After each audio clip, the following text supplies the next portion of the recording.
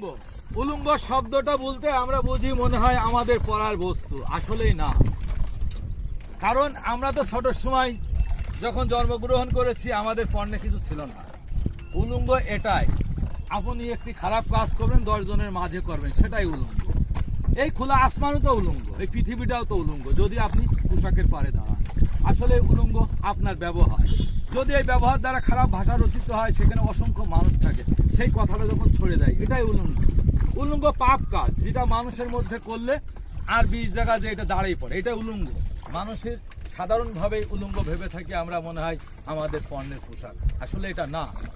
উলঙ্গ আপনার কাজগুলি, যে কাজগুলির মধ্যে পাপ বা অন্যায় দিয়ে আছে, সব সময়ের জন্য লক্ষ্য করবেন এবং দেখতে থাকবেন, নিজের মধ্যেই সব উত্তর পেয়ে যাবেন।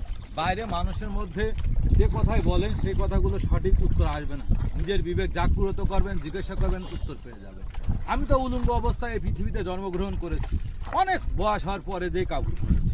তাহলে আমরা ন্যাংটা মানে উলঙ্গ না। উলঙ্গ হচ্ছে আমাদের ব্যবহার, আমাদের কালচার, আমাদের মেরে খাওয়া, লুটে খাওয়া, এই সমস্তগুলোই উলঙ্গ মানুষের মধ্যে হয়ে যায়। এর থেকে বড় উলঙ্গ আমাদের ইজ্জত চলে যায়। ইজ্জত মানে কি বোঝায়? ইজ্জত শারীরিক মিলনতা ইজ্জত নয়।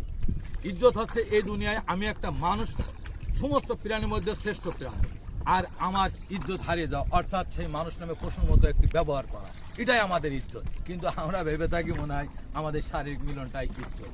এটা ভুল ধারণা, বেরিয়ে আসতে হবে এর মধ্য থেকে। সবাই নিজের বিবেকের কাছে প্রশ্ন করে দেখবেন আমার কথাগুলি সঠিক কিনা। ধন্যবাদ।